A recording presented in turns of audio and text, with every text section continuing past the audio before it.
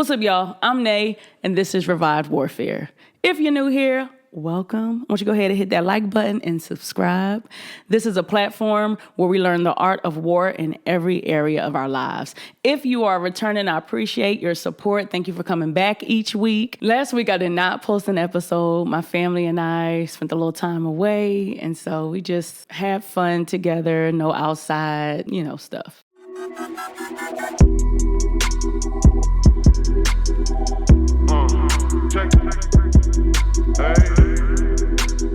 I do want to specify when I say that this is a platform where we learn the art of war in every area of our lives. So in every conversation, in every episode that I post, and I'm talking about whatever subject, normally the points that I'm giving, if you actually use the stuff that I give you or that we're discussing and you begin to implement those things in your life, but also increase your prayer life, like the episode when we were talking about how to heal the mind, right? I think that's the one that's got like over 1,000 views. I was like, if you implement what I'm talking about, right?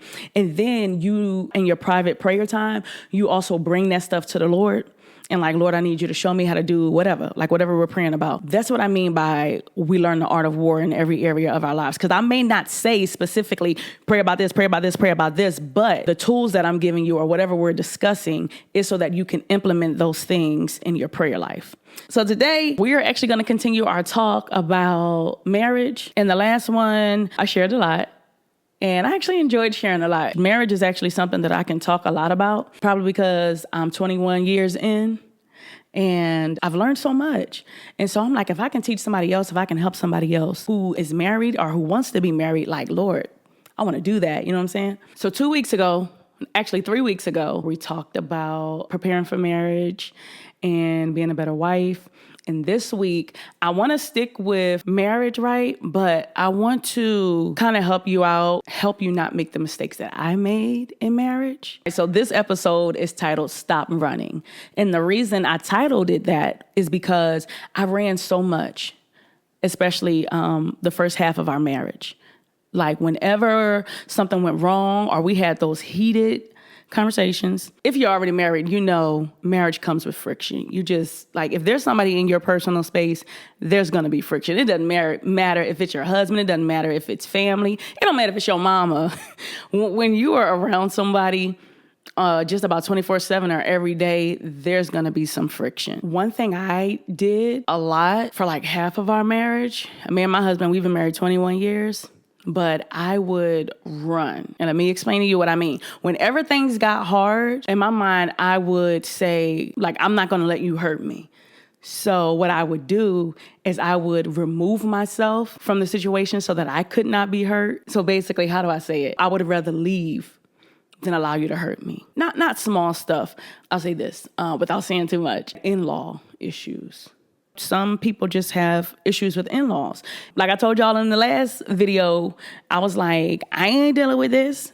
And I was like, I would chuck the deuces. Whenever we would have those issues and I felt like I wasn't number one, I would just be like, I'm not dealing with this and I'm leaving. There were times where it was some stuff going on and I was like, I ain't dealing with this, I'm leaving. But that was my response to everything that I didn't like, that I felt like were big issues. And that's not okay. But one of the main reasons I would do I'm not dealing with this was because I know now that I think I was dealing with abandonment. Like I didn't want to be abandoned. So I would rather hurt you first before you get the opportunity to hurt me. And so I would run like, it's rocky ground. It's time to go. He ain't going to leave me. I'm going to leave him. Don't do that. Like we have to get to the point where we are vulnerable enough to sit down and talk and say what's going on. And then when you're dealing with issues like in-laws, because man, that's a big one. But just because it's not fixed now doesn't mean God cannot fix it.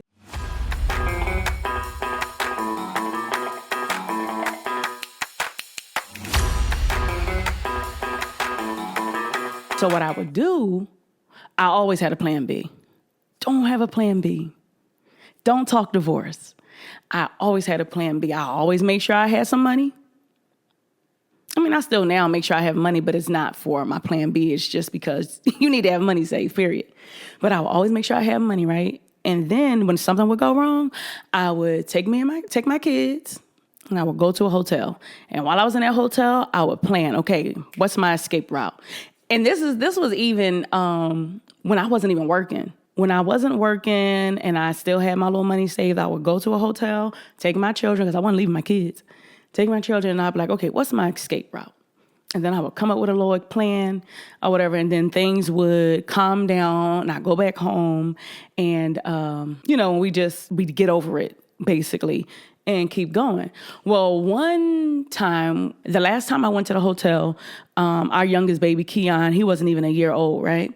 But when I came back, my husband said something to me, and I was like, when he said it, I was just kind of like, it surprised me because I just didn't know he felt like that. But he was like, I can't say the words exactly like he said it because I don't remember, but basically what he said was, I'm not safe with you because I don't know when you're going to leave. And I was just kind of like, I don't want my husband to feel like he's not safe with me. I don't want my husband to feel like I'm just going to up and leave. But when you think about it, that was my pattern. Whenever things got hard or whenever things got rocky or whenever I felt like this is probably the end, I would just up and leave. It was no work it out. It was no, we need to sit down and have a conversation. It was no, I need to pray about it. It was, I'm leaving because I'm not going to let you hurt me. I'm going to hurt you first, basically. So there's going to be friction, but don't run because that's a part of marriage. We live in the generation of social media, and you'll see the happy moments that couples post. I mean, because really, who's going to post the bad moments? That would just be dumb and just not wise, right? So we see when other people post the happy moments, and then you'll check the comments, and the comments will be like, marriage goals. If it don't look like this, I don't want it. It is like, we don't even realize that it took them 20 years to get to that point. And you're saying if it don't look like this, I don't want it, then you're probably not going to get it because it don't look like that in the beginning. You have that honeymoon phase for a little bit, then real life kicks in. So we are expecting our spouse to come packaged so beautifully or to come looking like somebody else's. And it's like, nah, it's going to take growth for them to get there. It's just like when you first leave your parents' home, right? And you look at your parents' home and their house is fully furnished. They got pictures on the wall. It looks like a home. But when you get your first place, it doesn't look like that. Why doesn't it look like that? Because it takes years to build that up. And so while we are so busy comparing our relationships and comparing our marriages to other people's marriages and relationships from what they post online, like that's crazy. We should not be comparing our relationships and our marriages. Don't compare your husband. I don't compare my husband to other men. People have different strengths, you know what I'm saying? And you got to love that person the way they need to be loved. So one of the prayers that I always pray is, Lord, help me be the wife that my husband needs me to be. Help me love him the way he needs to be loved. You know what I'm saying? And you should not be comparing your husband to other men because he's not going to look like them. He is a complete individual. He may need to grow in areas, but let's be honest, you do too. I'm not perfect. There's areas that I have to grow in. There's areas he has to grow in. But the beauty in that is we get to do it together. We get to look back 10 years from now and say, remember when? Child. We get to have those conversations. We were on vacation just last week, and my daughter was saying, Mom, I used to love when we would go to the hotels. And I think my husband was like, my husband said, and if I would have did that, you would have had a problem with it.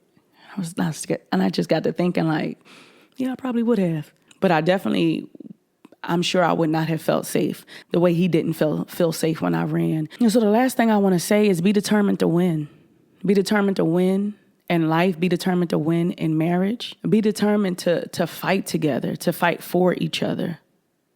Because it's so much easier to disconnect. It's so much easier to say bye. So much easier to say I quit than it is to stick it in there and work it out and learn each other. Don't talk divorce. We talked divorce all the time, especially when things got heated.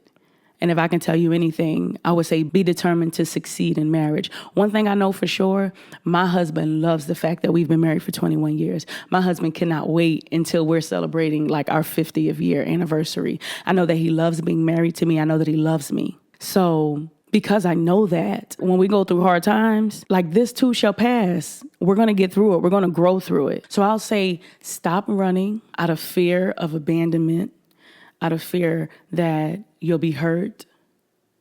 One thing about vulnerability, and I actually heard a man of God say this. He said, vulnerability is knowing that someone has the ability to hurt you, but still opening yourself fully, like risking it all. Like, because when I live fully open and fully vulnerable, there's freedom there.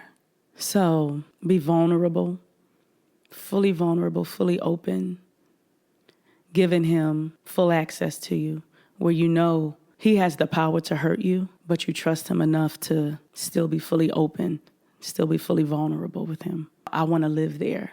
If I can give you any nuggets on today, that's the nugget. Stop running.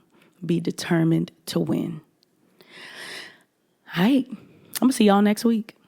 I want you to go ahead, go to my website, revivethewarfare.com. I post all of my episodes are on there. You can keep up with me. You can check out my blogs that's on there. I'm going to be going live, y'all. I think that I have to do that, though, once my kids are back in school, because I got to get it all set up.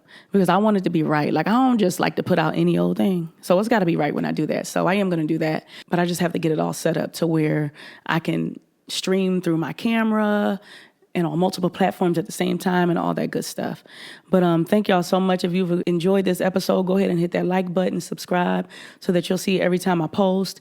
And I'll see y'all next week. Jesus loves you, and so do I.